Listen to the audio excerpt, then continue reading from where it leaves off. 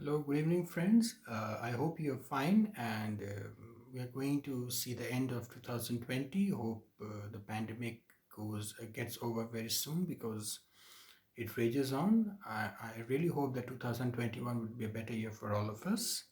Anyway, in this video, I'm going to read a portion from my book which recently came out on the Mahabharata. It's called Footnotes of History: A Tale of the Mahabharata. It's there on Flipkart, Amazon, and all other international sites. And this is a retelling of the Mahabharata story from the point of view of minor characters and episodes.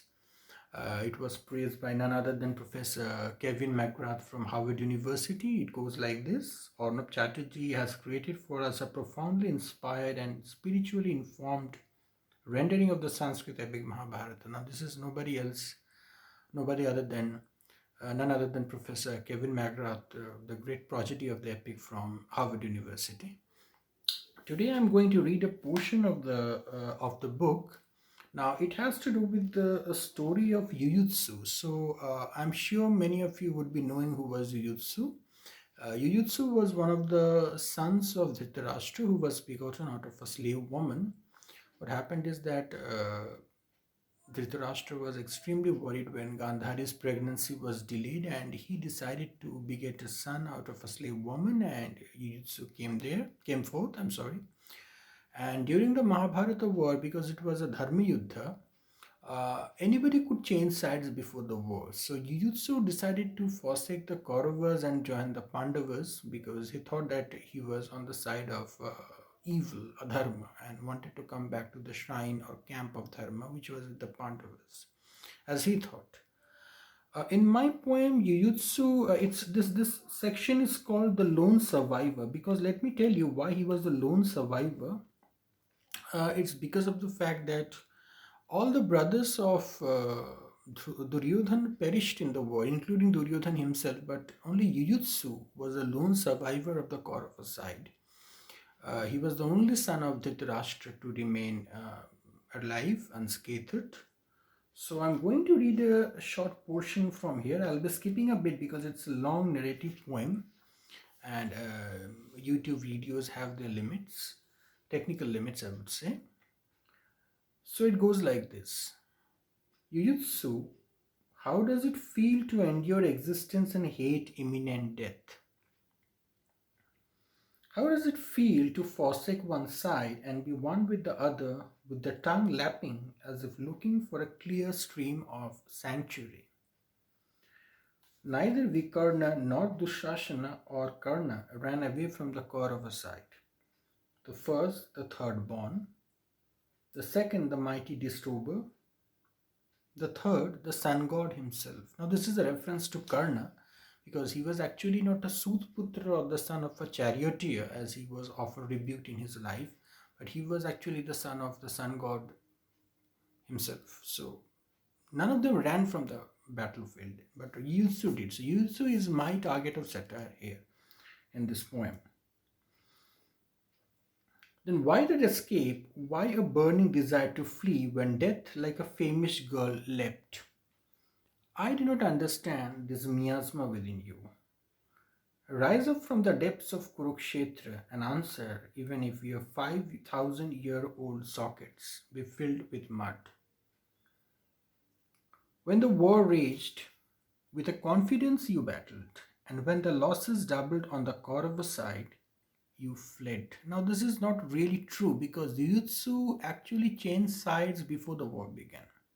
Anyway, I've done some sort of editing on my part, kind of a poetic license, as you can say, to further my aims.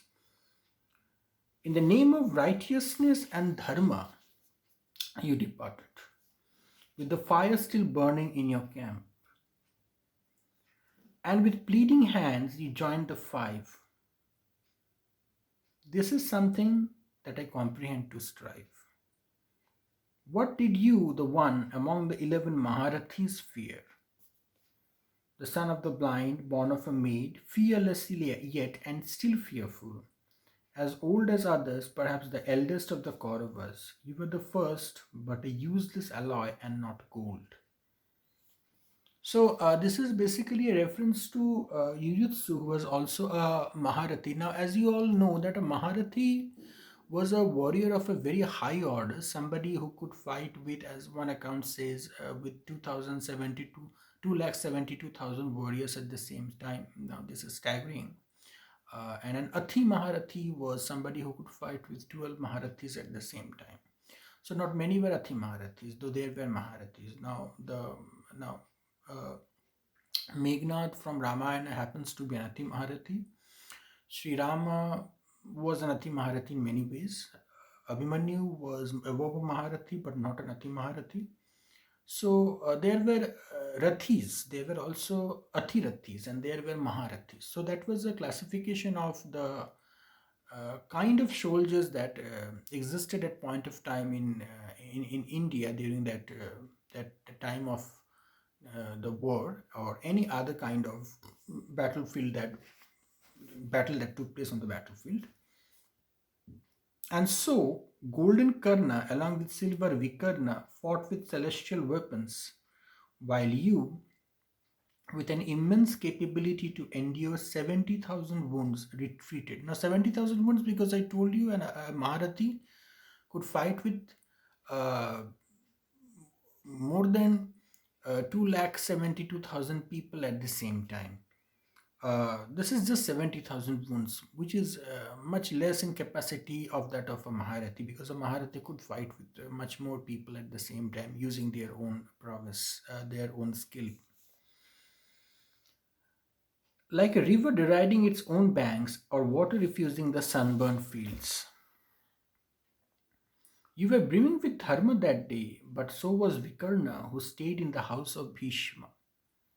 Did he not accept annihilation at the hands of Bhima? Was he not righteous? Was he not up against the disrober in the hall of the game of dice? I do not know what really prompted you to flee the camp where Worm dwelt and join the five. Five means the Pandavas. You played smart, as smart you were, but this smartness was short lived, as we shall learn here. Jujutsu, what it means to sleep, to laze deep into oblivion, into the sands of time, for 5,000 years, when answers are due. Just tell us what it means to be a lone survivor after apocalypse itself. Things went on well. The curse of Shakuni had been echoed a long time ago. Now, the curse of Shakuni that no woman would really call herself Draupadi after the condition that Draupadi or the situation that Draupadi had to undergo after the disrobing of during the game of dice. This is what Shakuni pledged, that nobody henceforth will be calling her Draupadi because of the condition that Draupadi was reduced to in the game of dice. The Pandavas, after ruling justly, ultimately retreated and left the affairs of Indraprastha to him for the meantime. But then the tricks of death had not stopped. The Yadavas see their destruction imminent. And Krishna is worried for Samba. Now, Yadavas were also destroyed after the Mahabharata war. Sri Krishna was of a Yadava clan because Gandhari cursed Sri Krishna that your clan too would be destroyed as my clan has been destroyed, because you could have stopped the war but you didn't. Yet traitors are traitors and martyrs will be martyrs. Indraprastha reels now with depravity. Jujutsu understands its gravity. Now, Jujutsu basically uh, was basically a kind of a regent, a guardian to Indraprastha till Parikshit was old enough to rule. Because after the battle, Indraprastha and Hastinapur became one kingdom, and Yutsu was a guardian, but he could not rule properly because people never believed him to be a right ruler. He was called a traitor. So this part of the poem basically deals with the kind of depravity, the wickedness, the deterioration in the kingdom after the Pandavas had expired or had gone to their Himalayan pilgrimage, where they die one by one, as we all know. So this part of the poem basically deals with that. So I have dealt with the disobeying of a woman, and Yuyutsu, as the regent king, comes to know and he rebukes the people, wants them to be punished, but then People don't listen to Jujutsu and his soldiers because they say that you are a traitor. How can you judge somebody to be an offender or a sinner? So this is a kind of a problem that Jujutsu has to face in the point.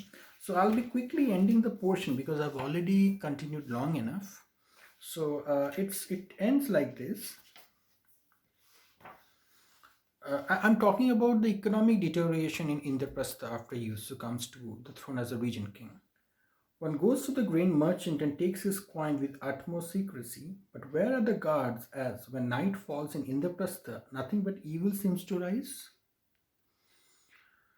The moon often stands eclipsed, the rays of the sun are dimmed, the nights are hideously long, the days often stand trimmed. He finally deposits them, but the rice, spotted with the droppings of mice, exudes a smell. Prices have risen, rations are short, debt rules everywhere, abuses hurled are hot. Now, this is the abuses that are hurled to Jujutsu, that you're a traitor and you cannot rule us. The people say this. And the lone survivor sits and in utter secrecy his head beats. Traitor is in charge, is what he can hear. This curse of Gandhari he can no longer bear. So the section ends like this, and I have tried to paint the character of Jujutsu in a negative light. So Jujutsu was a Maharathi and he sided with the Pandavas, but he left them, left the Kauravas, and there were many people who could have left the Kauravas. Karna was one of them, but he didn't. Even though Sri Krishna wanted him to come to the shrine or the camp of Dharma. Anyway, thank you for watching the video. I really wish you good luck, and you can procure the book on major e-commerce sites. It's there. It's called Footnotes of History: A Tale of the Mahabharata, a project that took 5 long years of my time. So thank you all. I'll be back with another video.